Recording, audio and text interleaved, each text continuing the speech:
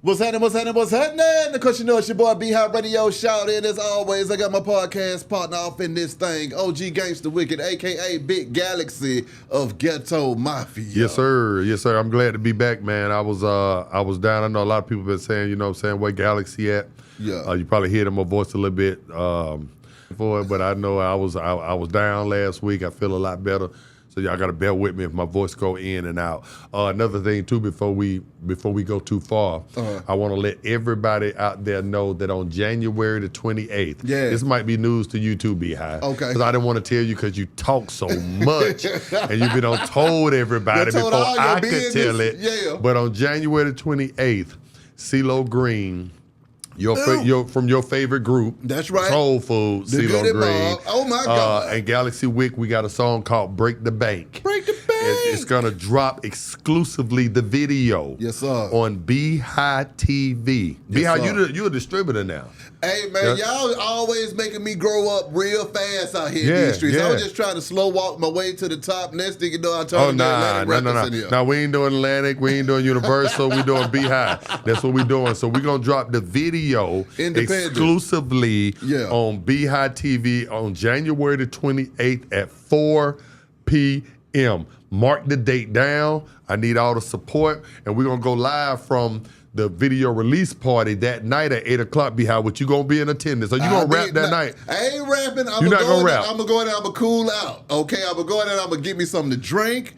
I'm gonna watch the video. I'm gonna, kick it with the fellas in there, and then I'm taking my black ass home. Well, at least you ain't lied like last time with the A-Town Music Fest. You told me you was gonna be the hype man, and I looked up and you were gone. Well, I was out there by myself. Somebody else snatched that extra mic before I could get that extra mic. Now, somebody took the extra mic. Yeah. I don't know. It was probably your uncle that came. First of all, why you got your uncle hype man in your goddamn show? Okay.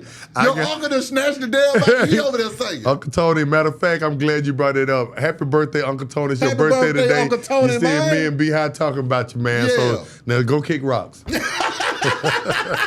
Oh, you sound like Katt Williams right there, just raised a cane. Man, I've been wanting to talk about that too. I was so mad that I kind of missed all the, the hoopla around that.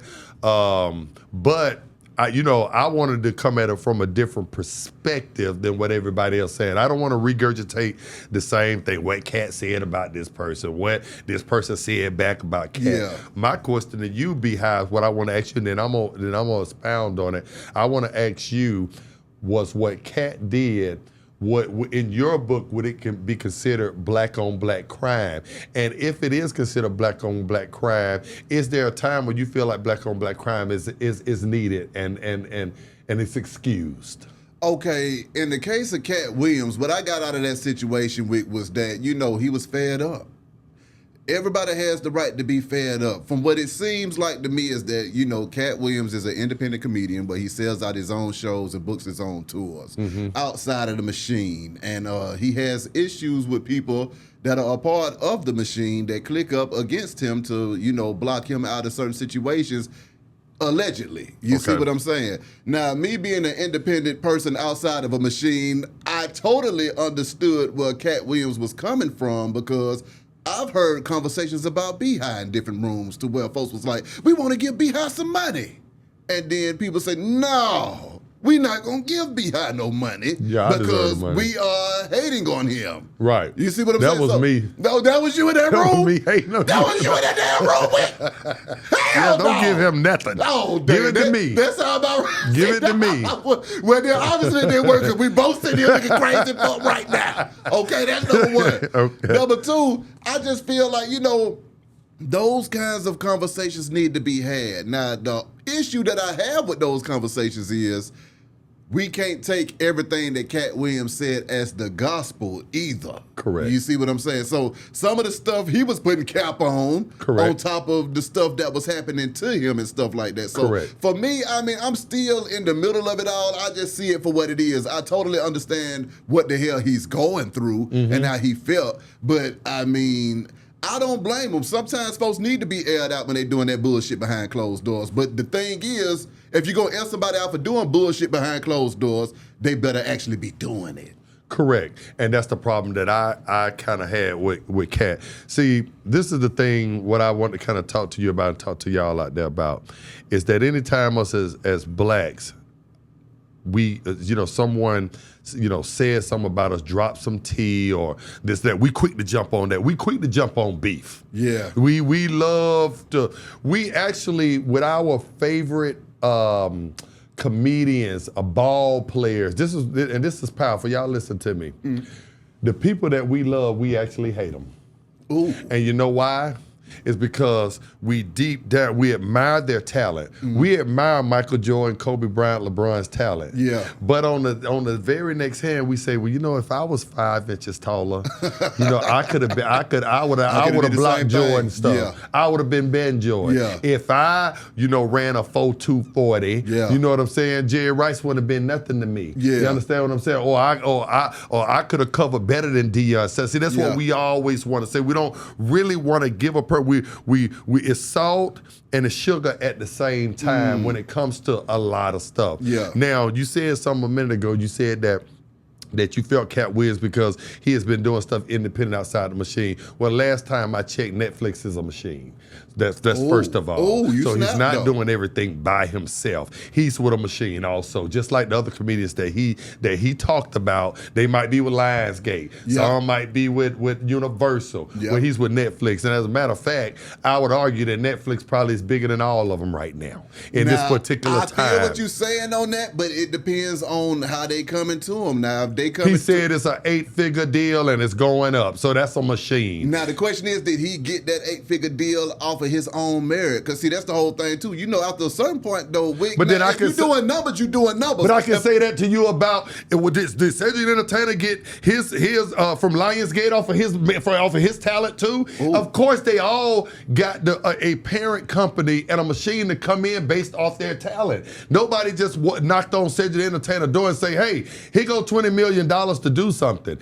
Certain companies are gonna look at your talent, and certain companies are gonna back away and say, "No, we don't want to mess with Behind Wick," and some are gonna come in. Regardless of whoever deals with us, they dealt with you and I off the talent. But then I'm gonna say this though, the issue is those same people might not be able to talk directly to Netflix and say, "Hey, I'm not gonna do a special over there if you put a Katt Williams special up," because Katt's talent is just that doggone strong. He done built this brand up so big to where he can speak how he wants to speak, and it's not gonna affect his pockets. Now, if Katt Williams was a lesser known comedian talking that shit, then guess what? Somebody would be able to go and call somebody in the back office of Netflix and say, "No, you don't need to do a special on so and so and so because I don't like them and I'm gonna stop doing my specials over here." And that you just made my point for me, and I'm talking to the people. You just made my point for me. Is that beneficial to our culture and the community? Well, no, that's the whole point that I've been making. That's why I say I'm not mad at Katt for what he was saying, because sometimes that kind of stuff needs to be aired out so that we can prevent it from happening in the future. Okay.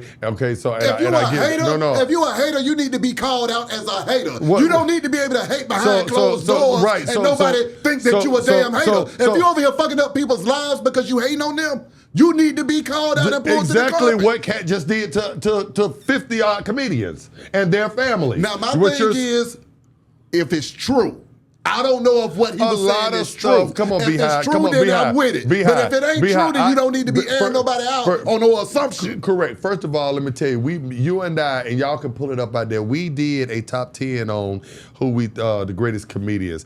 I can't quite remember, but I know I either had Katt at 1 or 2. It's either I had Chappelle at 1 or 2 or Katt 1 or 2. Yeah. I am a Katt Williams fan. I know him. I don't know him personally, but I've ran across him 1 or 2 times. I am a Katt Williams die-hard fan, but also I'm able to separate me being a fan of somebody else's and what goes on in the streets and the community.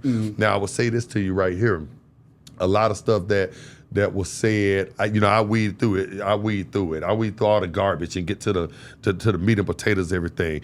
You're saying Ludacris, you caught him in a club and he coming out of a room that's suspect. Well, what were you doing at the same place to even see him come up out the club? You say this person, it's like, I can't stand when people say, hey man, they say so-and-so was at this particular spot. My first thing, instead of me saying, oh, for real? I say, well, how do you know? Mm-hmm. So obviously you was at the same spot that you ridiculing and criticizing this person for. You was at those same parties because you know a lot about the parties. Mm-hmm. So let's get that understood right there. Because if you wasn't if in that circle at all, you wouldn't know nothing about it. And I don't think Katt would speak on nothing that he really didn't know anything at all about. He's speaking a lot of this stuff is truth as he has seen it, heard it with his. So let's be real though. So you mean to tell me you ain't never got no secondhand information from a source that you trust though? Before I haven't got secondhand information, but unless I see a video of it or this and that, I'm not gonna go speak it as facts. Exactly. That's what I'm saying. He went and spoke these things as facts.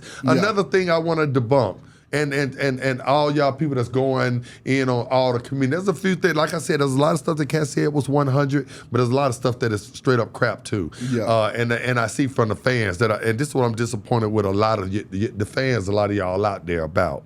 If you was already fans of the Kings of Comedy, the Bernie Macs, the Cedric the Entertainers, the Steve Harveys, the D.L. Hugleys, the list goes on and on, the Bruce Bruces, the whoever, the Chris Tuckers, then all of a sudden when one person come out and say something about that particular comedian, then you turn your back on me. Was that what you gonna do if something came out about Wicked? If Wick got into it with his old lady, now all of a sudden, I told y'all, no, she hit me first, let me show y'all the scar. But no, somebody said all they saw was the punch back. Yeah. The punch back is always what gets caught. Yeah. You see what I'm saying? But I say, no, y'all saw the punch back on camera, but she slapped me 5 times in front of the kids. Yeah. So it's like to push it off me. That's what you saw. You see what I'm saying? But what I'm saying is, why do we're quick to, we love somebody, but then time somebody else says something about them, another black person, then we ready to turn our back on, I told you. That's what I was speaking about earlier about the sugar and the salt. Yeah. That we really are envious of a lot of. We love them, and then on the other hand, we're envious of them. So we kind of want to hear a downfall. We want to hear what Katt say about that, so that we can say, you know what, I knew you weren't nothing anyway. Yeah. That's the black thing to do. You see what I'm saying?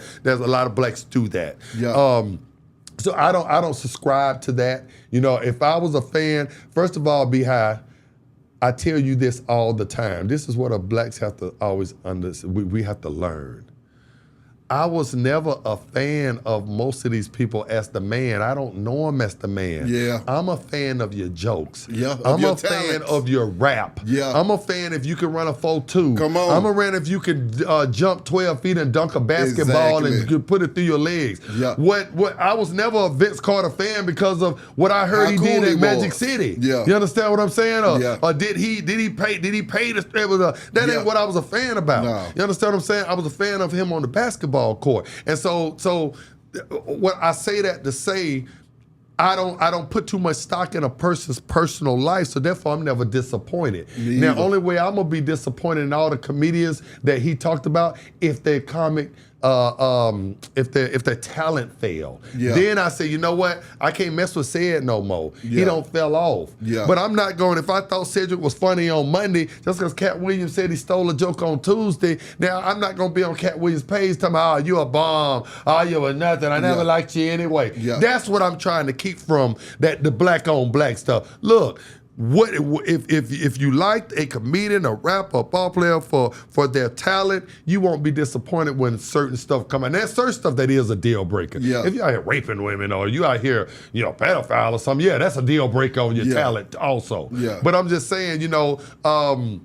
I didn't like Jonathan Majors because of I didn't know nothing about his personal life. Yeah. I liked what he was doing in the movies. I liked the Marvel stuff. I liked that. Lovecraft Country was out the damn chain. Absolutely. Yeah. The old Western one that they had. Harder They Fall. The Harder They Fall. Oh my God. That was great. So I'm a fan of his talent on the screen. Exactly. Am I disappointed in what happened with him and his old lady? I'm going to be honest with you. I never knew what he had going on. I didn't know if the man was married. Yeah. I didn't know if he liked white women, Asian women. I didn't know if he liked the dudes. I didn't know because I don't go and search for people's personal business. Yeah. I'm not in. We don't do gossip talk. You Yeah. understand about people's personal life. Yeah. That's what I'm trying to get the community to move away from the BS. Now, let me defend Katt on something. I'm gonna turn it back over to you. I'm with you. When Katt said, this is what resonated with me with Katt. Mm-hmm. When you talk about all the black comedians, black actors, Yeah. even black rappers, Yeah. black anything that feels the need to have to wear a dress and emasculate our strong black men in the community like you and I. Yeah. To emasculate them and make them wear a dress. I want to know what the source of that comes from. Katt spoke on that, and that's something I have always thought about. Yeah. Why is this person wearing a dress? Did he have to do that? Was the number that they paid him so astronomical that he just couldn't turn it down? Yeah. Well, was he broke before that? And they say, you wear this right here, we give you $100 million. I don't know. I want to know why all our black men, after they get famous, they're in these dresses. That was something that stuck with me with Katt. But then, I mean, you have to bring that over to the white men too. They put on the dresses. Robin Williams, Miss Doubtfire, Jim Carrey done dressed up as a woman. So I mean, is that comedy across the board? Right. So it's like I can't put that as a black or a white thing because the white comics do it too. They sure do. So and I'm glad you brought that up. Yeah. So now with you saying that, does that make you feel any differently about the black comedians and actors wearing it because the white ones wore it? Or are you still dug in saying none of y'all men should be doing it? The way I feel is I ain't putting on no damn dress. I'm not doing it. Okay. Right. If you do it to each his own, I ain't got no problem with what the hell you do because it ain't gonna affect me. Does that make you? But my question to you, Behi, if you liked.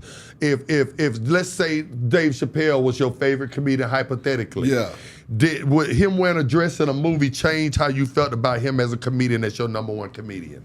Oh, that's a good ass question. That's a good ass question. I don't know how that would make me feel. I think if he was doing that, I might not have watched that movie with him doing it in it, and then I'd be like, well, come holler at me when you put your pants back on.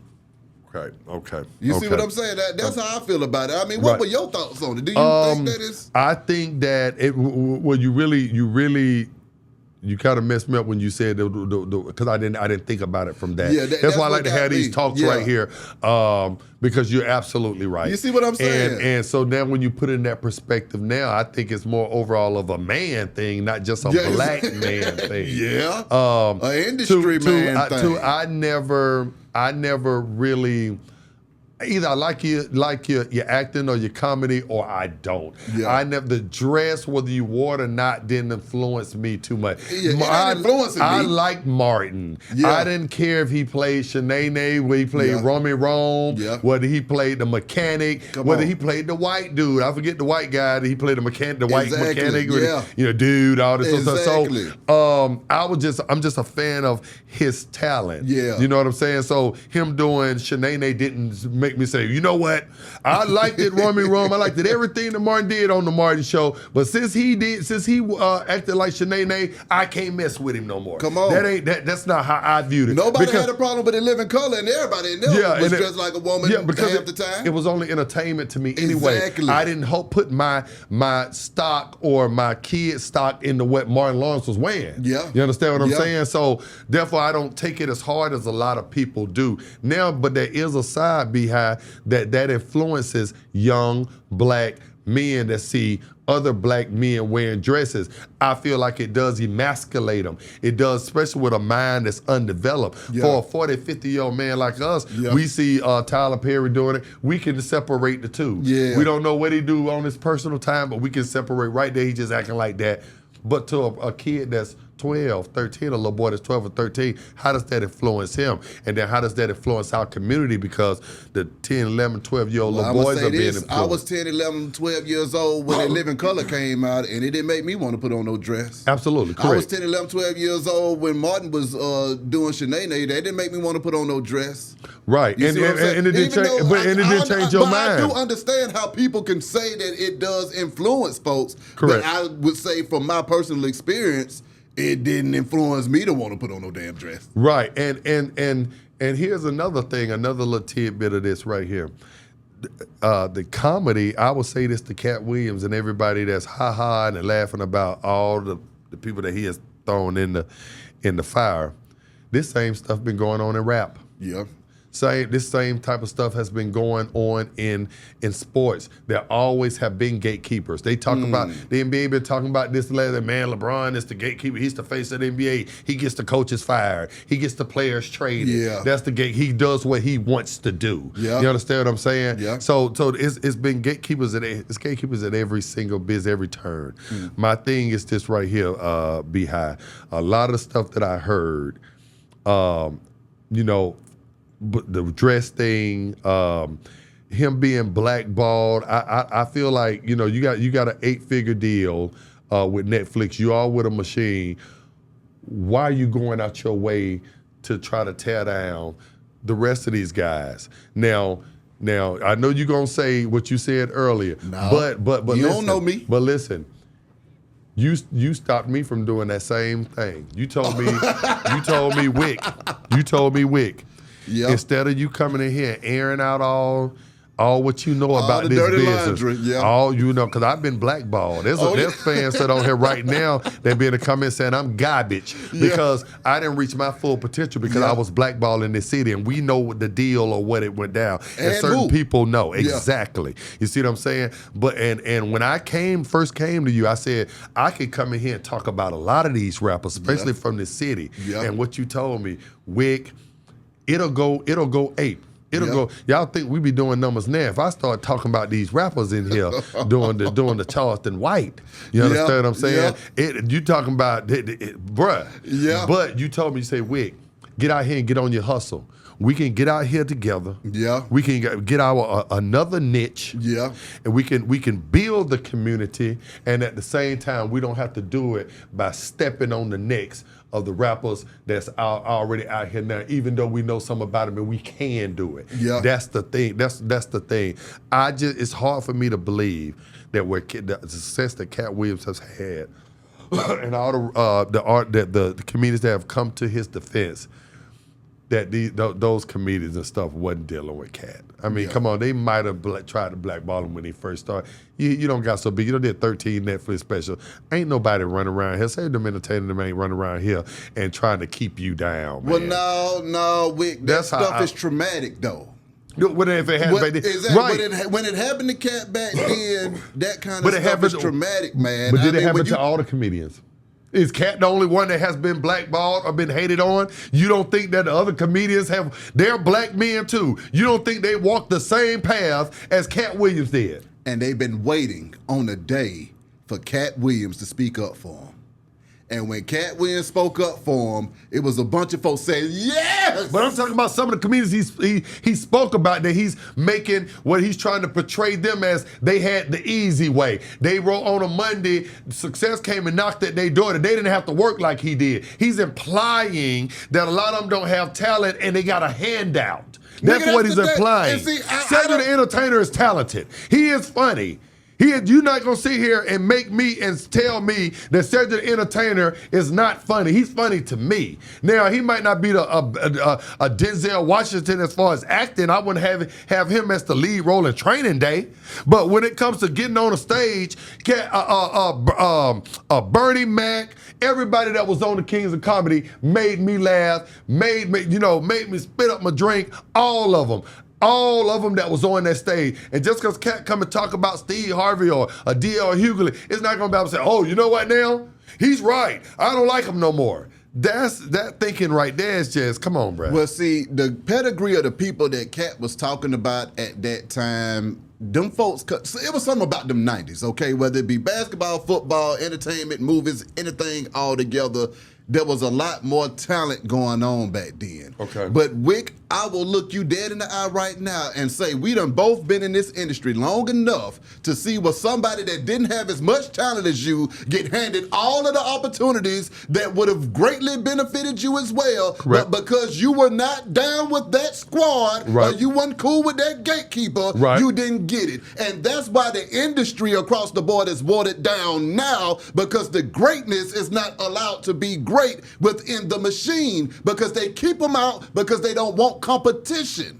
And you're right. You're 1,000%. They're keeping out the competition, and they bring in all these weak ass folks, and they put them in your face to entertain you, and they not entertaining, but they getting a big check. So guess what happens? The culture starts to shift. It's not even about if you're good anymore. It's about how much money you got. And that's how much I'ma respect your craft. If your craft has generated this much money, then you got to be better than so-and-so, even though it's obvious that so-and-so is better than you. But since your craft has generated this much money, I'm going to respect you because you got the money, not because you got the talent or necessarily the skills to pay the bills. Katt had the skills to pay the bills. The bills got paid, right. and he made the money. But it takes a man to stand outside of the infrastructure and build that fan base up from scratch to the point to where it starts making the money that rivals the money that they getting inside of the machine. And and all that sound good. Let's do kumbaya.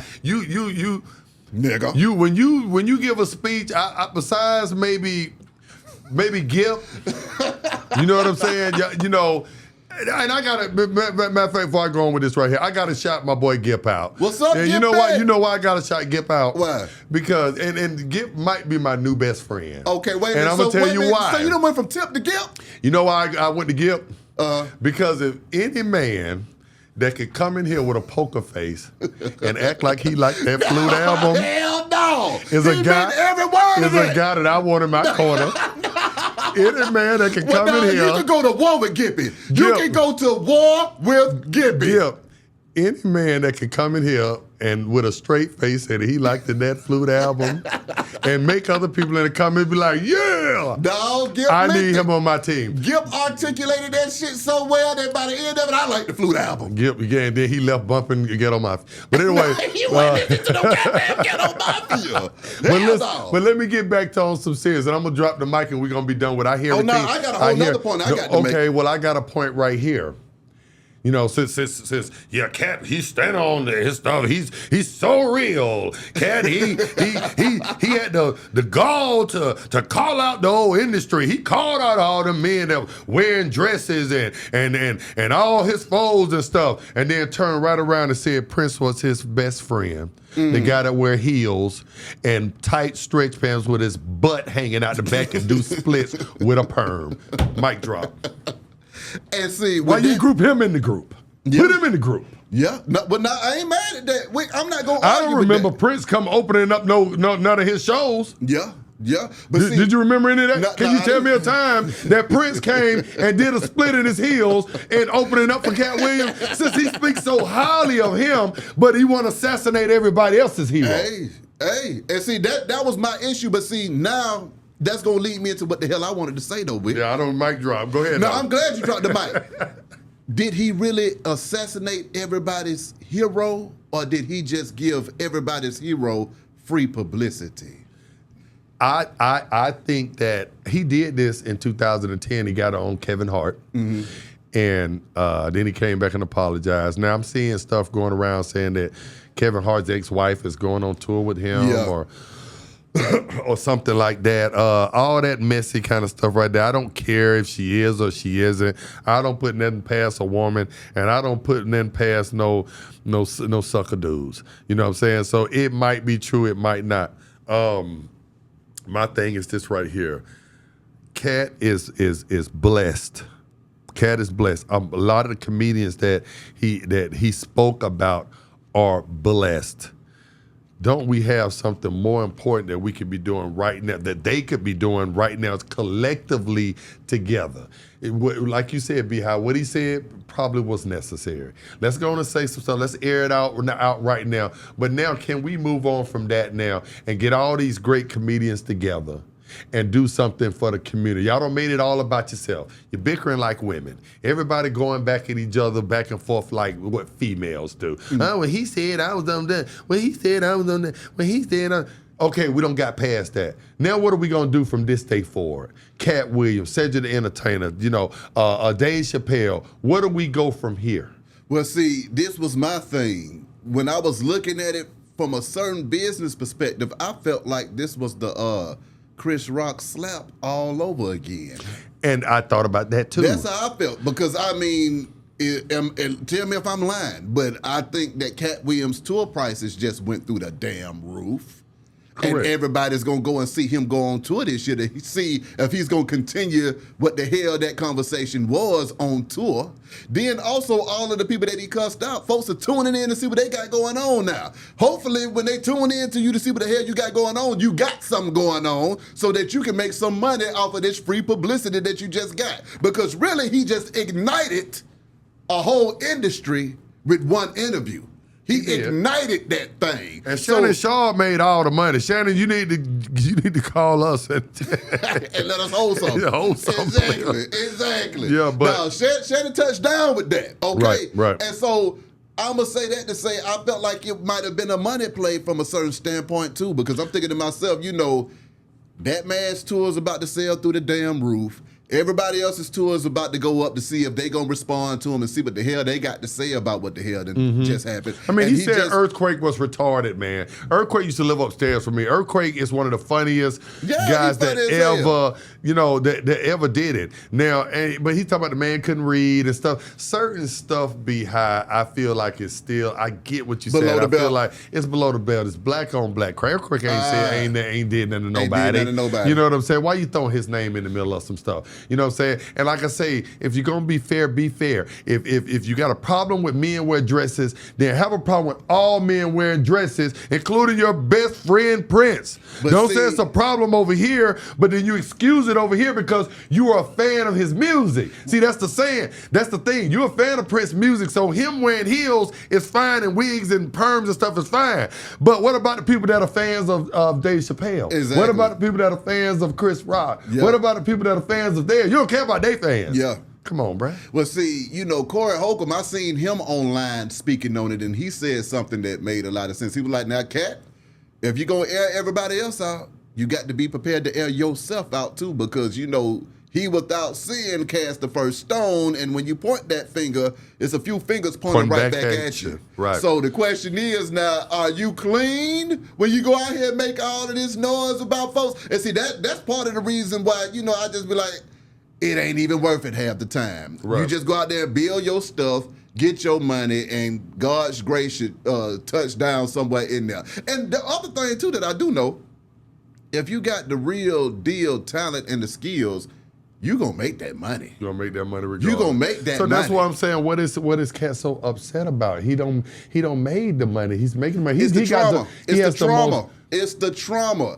When I was broke as hell, Wick, there were times where there were situations to where I could have got a lot of different monies, and people would be in meetings saying that, you know what, we want to give Beehive this endorsement and this money, and then I would have friends that were also in those meetings that would come back and say, well, I had one time somebody came back and said, all right, man, you got this coming down the pipe for you. You about to get paid. I'm like, thank you, Jesus. I got 4 kids. I'm trying to pay bills and keep a roof over everybody's head. I really need this. And then I had another friend come back and double around and said, B, they didn't want you to have the money.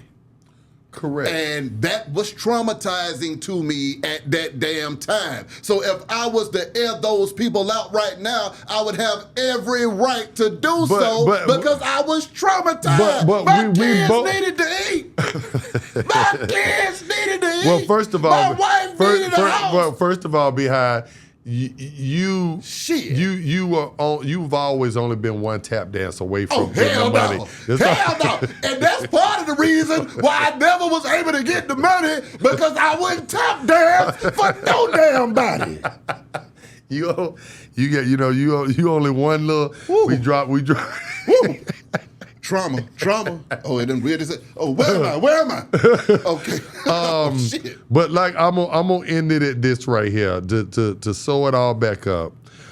Katt Williams, I could put him at my favorite all time. Nothing that he has said is gonna make me feel any different about the other comedians that I liked. If I liked them or I didn't. Katt didn't influence me either way it goes. And I feel like between right now, living comedians, Dave Chappelle, Katt Williams, you can flip-flop the two.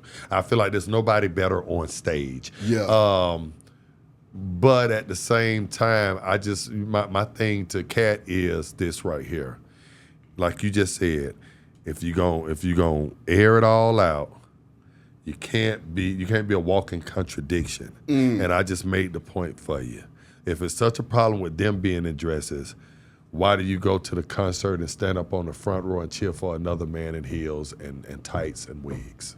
You snap with that wig. And see, my final point that I want to make is for the people that saw it and felt Katt's pain, and for the people on both sides, whether you empathize with him or you was catching the wrath. Mm-hmm. If you caught the wrath of Katt, if what he was saying is true, then you might want to check yourself and start doing better about the next generation on the way up, okay?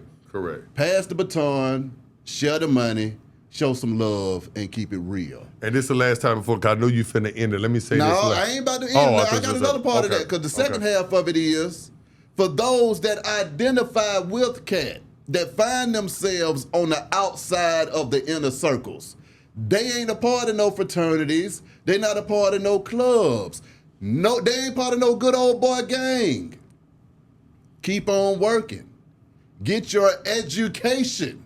The only way you can beat folks that's getting handouts is through educating yourself on how to create your own opportunities so you can hand yourself that damn money. You need to be truly independent. You need to be business-minded. You need to find ways to invest your money. If you got to work 2 or 3 jobs to invest into your dream and your career, you need to be willing to do that. Yes, it does seem like folks is getting it easier than you. That's just part of the game. It's going to be some folks that's going. You know how many folks shot past me when I was working my ass off? Me too. Yeah, that's what's going to happen. But guess what? You can hawk their asses in by going to educate yourself and working hard, believing in God, having some damn faith, and putting your boots on the damn ground. Can't nobody stop you. Because, see, that's the other part, too, Wick. You know, you got a lot of folks that complain about not getting their opportunity and everybody stopping them. But Katt Williams. But no. You just said it. No, but I ain't talking about that. I'm talking about the people that do that. And they ain't got no damn talent, Wick. Oh, okay. They ain't good at what they doing. I get you. They ain't even honed their damn craft. Right. They sitting at home telling us, I ain't the greatest of all time because they won't let me. But you ain't even got the kind of skills to make anybody want to let you in the damn door nowhere. Absolutely. Get fired at what you doing. Right. Get fired at it. Right. Build that shit up and go out there and get the W. And this is the last thing that I want to say right here, Beehive. And this I'm through with the Katt and everything. When you and I want all y'all, I'm gonna look y'all, dead in your eyes out here. When you and I do these debates, I want y'all to understand out here for you when you go making these comments and stuff about Beehive, Wig, Hot Boy Turk, this person, that person, anybody, any of your podcast partners, anything. Yeah. Especially with you and I, we do these debates to give you another perspective on what other people may think. I tell people this all the time. Beehive, me and you, we both agree that Michael Jordan's the greatest. That's right. But I can make an argument for Kobe or LeBron because there are millions that like Kobe, there are millions that like LeBron. It don't mean that you and I don't agree on the subject. It don't mean that I didn't agree with everything that Katt Williams said. Yeah. You don't know what, my thoughts doesn't matter. What matters is I'm trying to give y'all a perspective from what other people besides you may be thinking. There's some people that like Republicans, some Democrats, some this, some blue, some black, some red, some brown. Everybody likes different things. So when I say stuff, it's to give a perspective from maybe what women are thinking, maybe what white people are thinking, maybe what blacks are thinking. It's not just a reflection of what Wicked is thinking, because what I think doesn't matter. Yeah. You understand what I'm saying? So I just want to say that. And also follow me at The Real Ghetto Mafia. New video with CeeLo and Wick coming January the 28th, only on Beehive TV. It's on you. Y'all heard the man. Get down with the movement. Beehive Radio, shawty. Big Galaxy. Holla at y'all in a minute. We gone.